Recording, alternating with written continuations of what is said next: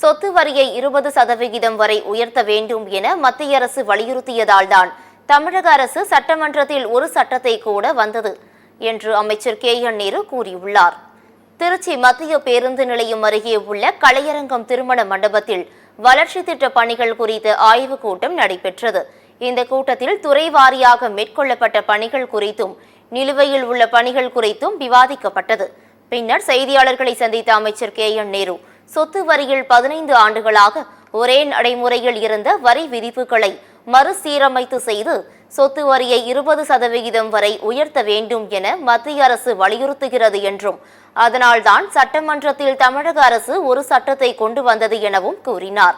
மேலும் நாய்களை பிடிப்பது குறித்து நாடாளுமன்றத்தில் புதிய சட்டம் இயற்ற வேண்டும் என குறிப்பிட்டார்.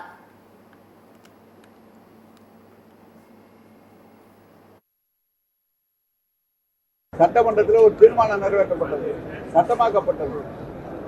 15 ஆண்டு காலம் 10 ஆண்டு காலம் இருக்கிற வரியெல்லாம் ஒரே தடவையிலே 15%, 20% என்று வரி உயர்த்துவதை மாற்றாக ஒன்றிய அரசு எங்களுக்கு ஆண்டுதோறும் நீங்கள் வரி உயர்வு தந்தால்தான் ஒன்றிய அரசிலிருந்து எங்களுக்கு நிதி தரப்படும் என்பதை அவர்கள் அறிவித்ததன் பிறகு தமிழ்நாடு சட்டமன்றத்திலே ஒரு சட்டம் நிறைவேற்றப்பட்டது.